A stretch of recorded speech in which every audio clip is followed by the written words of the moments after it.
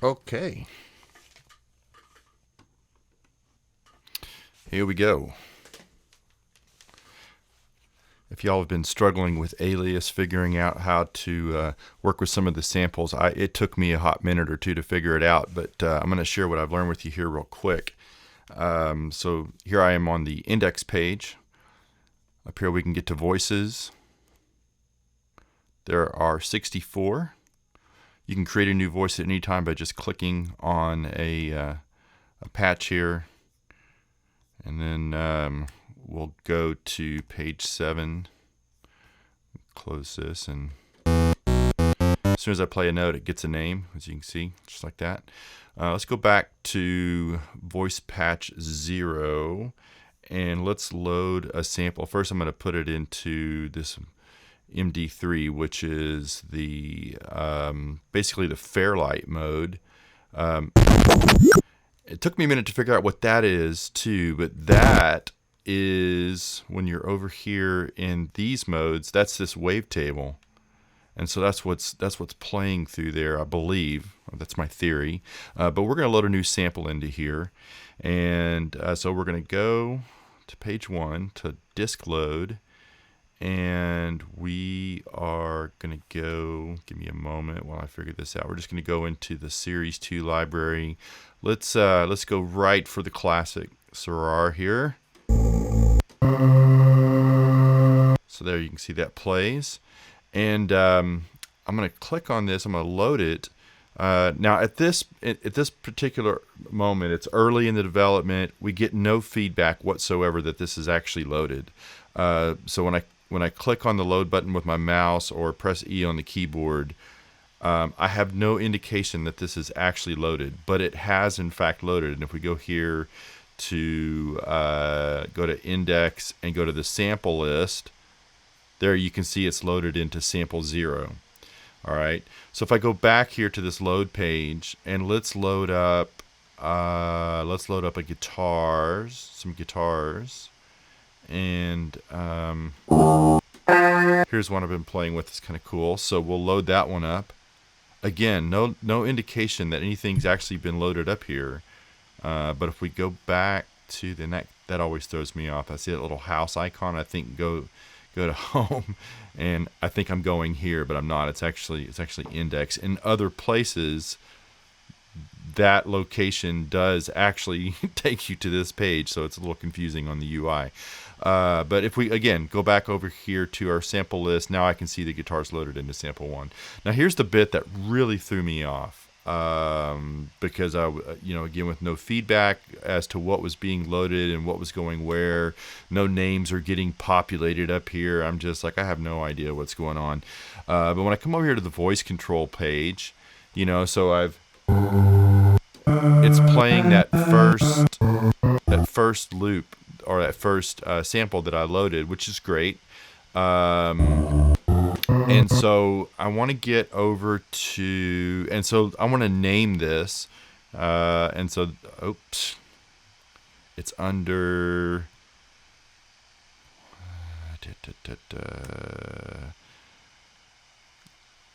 W, and then here. So you can click on that to name it. The other thing you can do is you can just hit escape and type VPN for voice. Oops, V. It's not typing. Ah! This is crazy. Okay, let's just escape for a second. Let's do it. Let's do the old school way here, and we'll call this SAR. Okay, so great. Playing that, and as you can see, there it is. Now here's a little interesting thing. On this page, I've got my polyphony set to 4, but when you go here, it plays like a monophonic synthesizer. I wish we could get the polyphonic preview here. Maybe a switch or something to preview and polyphony. I understand why mono here, because when we get into modulating stuff here, we want to show what's actually modulating. And it's like if you're playing a chord and you play some of the notes not all quite together, what do you show? You know, I would say the first note you hit, but you know, there's so anyway, I digress. So now we've got let's go to here. So there's Sarar. Now I want to create a new voice. And this is the part that really kind of threw me off here, because I've created a new voice. And it's like, okay, so how do I get that guitar sound in here? So the first thing I started doing, I was going back over here to page 1. See right there. That's where it takes me back to this page. And I go to load, and I'm like, okay, well, maybe I messed up. So I click on this, and I click load again. I can hear it here, right? But then as soon as I switch back to page 7 on this, I thought, well, maybe let's switch here. Go back here. No, it's still Sarar. So this was blowing my mind. Well, I finally figured out what it is, and the trick is, let's close this.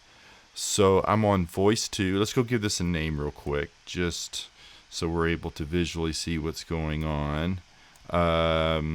And we're going to go here. Let me see if I can try it now. VPN. I'll just call it guitar. Bam. Look at that. Okay, so we go back here. I'm like, well, how do I get to this guitar? Well, it's here. It's located on this is actually, and again, this is a little bit of a challenge with this font that QasarBeach is using. But this actually says sample here. And sample 0 is Sarar, and if we go here and look at our sample list, you can see sample 1 is guitar. So, and it's hard to do it with the slider, so I just tap in here and type in 1, and bam, guitar. And what's cool about that is, if you notice over here in oscillator 2, this is a great thing. We get 2 samples here. If I turn the volume in oscillator 1 down, look, it's still that Sarar. So we can do different samples in here. I could make this guitar as well, right? And then we could do something like, let's get the volume going here, and let's detune this slightly, right? So get that nice chorusing effect. You know, or you can do stuff like, let's put this back to 0. Oops, got to click in there. 0. Bam. So you could do stuff like, say, oh, this is a bug, by the way. If I turn on looping here and go to my wave edit, which is page 3, and I set my looping points. So I'm going to click here and set my end loop. I'm going to click here and set my start loop. You play this thing. So in this view right here, it won't preview what you have set for your loop points. You know, even if I set my crossfade, which this is one of the differences between Alias and QasarBeach 2Z, is that in 2Z it puts the crossfade on this side, whereas in Alias it puts it at the tail.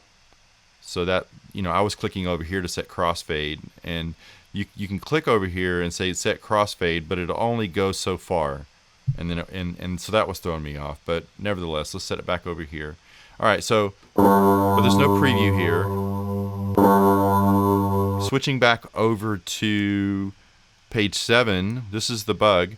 If we don't have looping on oscillator 1, it won't loop oscillator 2, even though I have it set. Oh, see? If I turn this on, oh, now it's not even playing. Isn't that interesting? It was doing it earlier. I gotta be doing something wrong. Let's go back over to the editor here. Nope. What did I do? 3. Oh, well, okay, so this is on sample 1. See, this is for sample 1. I'm setting the looping, but I'm not getting it. And there is a way to switch back over to sample 2, which is here. So if I go here, and maybe that's what's going on, right? So let's go over here and let's set the out point. Bam. Set the end point. Set the crossfade. Who knows what this is going to sound like? Let's set the out point a little better. Oh, by the way, the trick, if you want to preview.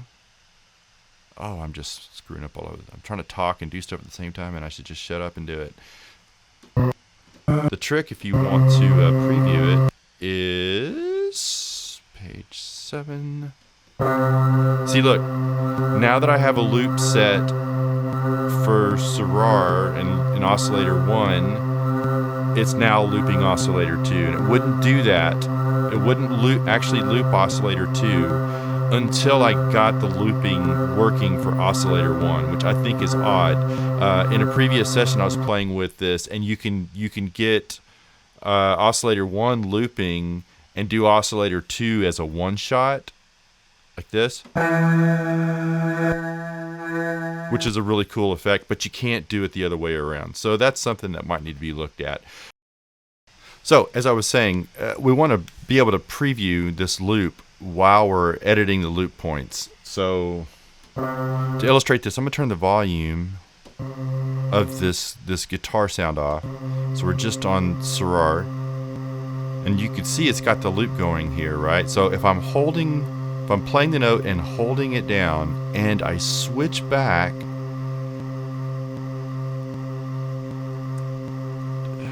now my keyboards aren't working. Oh, and I switch back.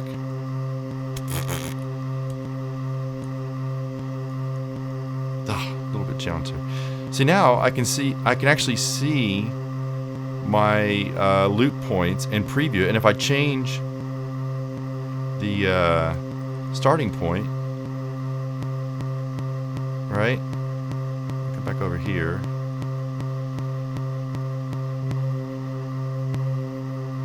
And let's set the out point here. And let's set, I find that sometimes shorter crossfades work better. And that's not bad.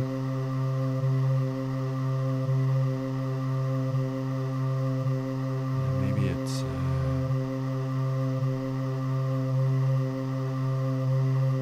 pretty smooth, right? But as soon as I let up the key on the keyboard and play it again, see, it plays the whole waveform. So again, the trick, switch over to page 7, get it going, and then switch back to page 3, and then you can actually preview it. I understand this is going to be fixed in an upcoming version, but nevertheless. If we go back over to the voice edit page and go to, so we're playing this instrument 2. Let me see, it acts like the monophonic, the polyphonic, polyphony controls here work great.